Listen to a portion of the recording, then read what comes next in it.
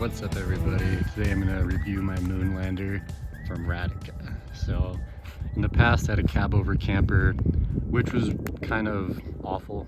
It's from Bel Air Products in California and it worked. It was just super heavy but pretty janky and honestly killed my gas mileage. I lost a couple miles per gallon. But in July I saw Radica and their Moonlander and it was kind of a perfect fit for various reasons. But as you can see, this is not a cab over at all. It's just all straight on my 5-foot bed. So we'll walk around a little bit. You can see that solar panel up there, that side window. This is the back, obviously in my truck. See my bike over there. And up top, there's the MaxxAir fan, which is pretty nice, and lights and everything.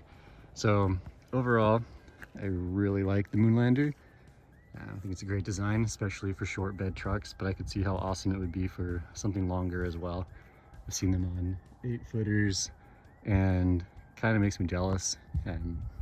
But anyways though, so the idea behind the Moonlander is that you can sleep horizontally or laterally across the truck bed. So you can see the camper sticks out over the bed rails a little bit, which gives me 6.5 feet of room, which is nice because having a 5-foot bed, in the past I'd have to fold down the tailgate and it was just a janky setup, especially when it was cold and wet out.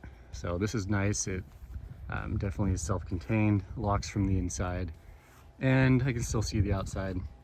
Although you do have options from Radica to put windows all around, skylights and that sort of thing. But as you can see, in Arizona, it's really not that sunny right now. It's kind of, but not really. But anyways though, so yeah, this is my 2018 Frontier. I actually really like it. It's been a pretty good truck for me. But in July, I was up in Utah and I was talking to a buddy about campers, and thanks to Instagram ads, Radica sent me a Moonlander Instagram ad. So immediately I put in a deposit, and I think it was $1,500 or something, I don't remember. But this is just like the perfect camper for me. So it's built out of all aluminum, a little bit dirty, but you can see it's all aluminum, water sealed. My other one was aluminum skin with wood, and I actually had broke part of it. I was out the Grand Canyon area and hit a juniper tree and it kind of smashed in the side, so that was kind of an issue. But this one's pretty durable. You can get different type of finishes, but this is just the standard mill finish and it's pretty strong. They say that it could potentially stain and or scratch, but I don't know. It'll probably look cool, but I'm not overly concerned about that. I'd rather have something super functional, but you can get different coatings on it. Then front of the 100-watt solar panel, which is really nice, especially on the incline or the slant of the front of the Moonlander, which is made for the aerodynamics of it.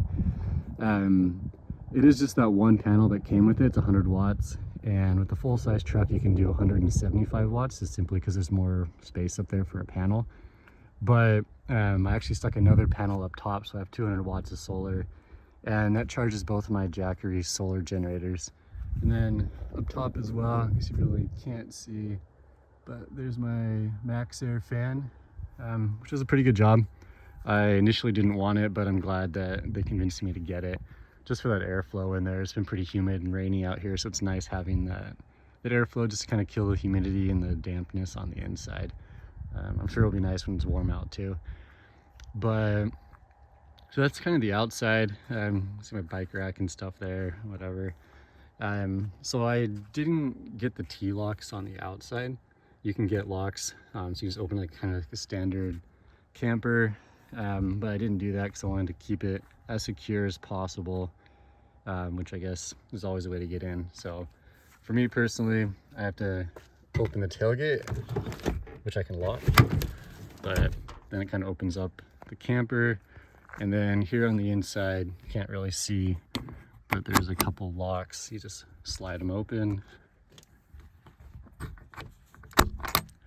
And then the Moonlander opens up. So it looks a little messy inside, but you can see the main selling point for me was the bed. So I have the whole platform right there, which is a I don't know, like I said, 6.5 feet, so I can sleep fully extended and I'm 6 foot tall, which is pretty cool for such a short bed truck. So you can see the fans up there. I have my Dometic little stove right there. I was just making breakfast, so that's why it's out. Then you can kind of see my janky setup with my Jackeries. So there's the 1000-watt, which kind of runs my fridge, and when I charge camera stuff, or like I have my massage gun for my legs, like I run quite a bit. And I also have my drone out, which I was flying. I can charge quite a bit of stuff on that. It's fully charged right now, so it's not really taking any input.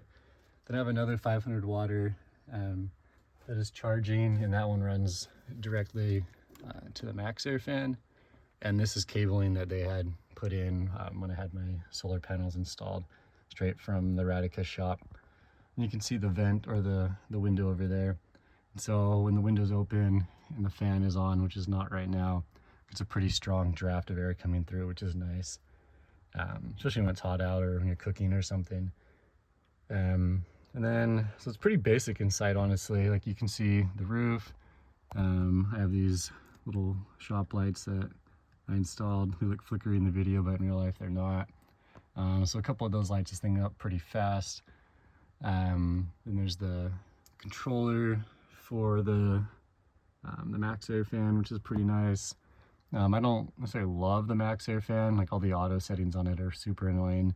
I wish it was just turn off and turn on, but it is what it is. I'm glad I have it.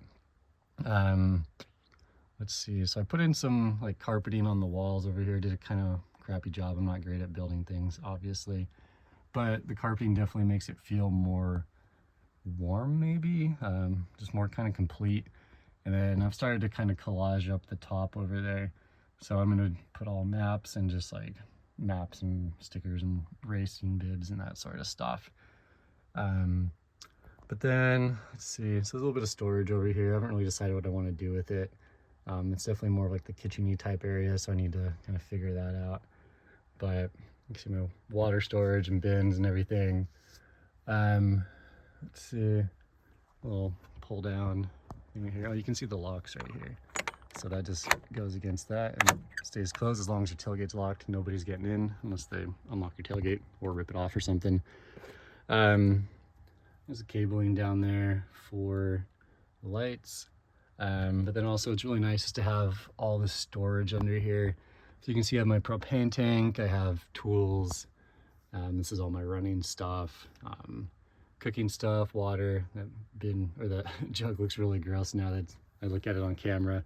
But it's clean inside. So yeah, that's kind of it. Overall, I think it's a great camper. It's way more durable than my old one, and I actually get better mileage now. It's a little more aerodynamic, as you can see, whereas my other one was just kind of like a standard camper, so it's just kind of like a sail in the wind. And actually the first day I got this, as I was driving back from Denver to Arizona, it was super windy and it just didn't kick my truck around as much, which was really nice. And even sleeping at night, it felt a lot more solid. So I'm pretty happy with that. Personally, I wish I would have got either the skylight or just another window somewhere on here and just allow more light in, and then it kind of feels a little cave-like at night. But that's definitely more of my problem, not Radica's problem. They tried to convince me to get more windows, but I kind of said no. So it's kind of a trade-off, I guess, between security and the light inside. But I'm okay. Like, I'm pretty happy with my purchase.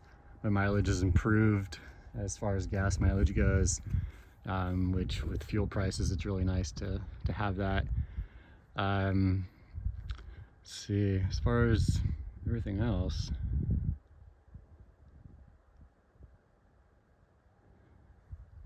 also, when they're installing it, they weighed it, and it's 240-ish pounds, which is half the weight of my old one, so it's more durable. I get just as much storage space, and it's lighter, get better mileage. So I think total I paid $6,000 or $7,000, which is really cheap actually for campers these days. Granted, I had to drive to Denver to install it, but it only took an hour or so for the install. The guys were super cool and did a really good job, and it was pretty quick. So yeah, I'm pretty happy with the purchase. It'd be cool to see one of these on a bigger truck, just for the heck of it. But with my short bed truck right now, pretty stoked. With my other camper, I had to get upgraded leaf springs, so the truck sits a little front heavy right now, or a little front loaded, or whatever you want to call it, just because I have these the heavy duty leaf springs in the back. So definitely need to get like a leveling kit or just upgrade my suspension, which I should have done forever ago. But the camper is just super light, which is awesome. This is really, really cool.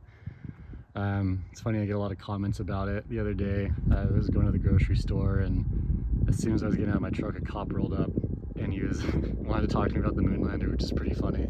But almost every trailhead I go to or place I go to run, people are always asking me about it. Either they're curious because they've never seen it, or they've seen it and they just want to inspect it more, which is pretty fun. So yeah, this is it right now. I need to figure out my kitchen setup. Just an easier water setup too, which is honestly just takes a few minutes to figure out. I just haven't really had time recently to do it. But with all the rain and stuff we've had recently in Arizona, the camper's been great. Super watertight, super nice, and fits me well. So yeah, what are your thoughts on the Moonlander, and would you get one? Wouldn't you get one? And yeah.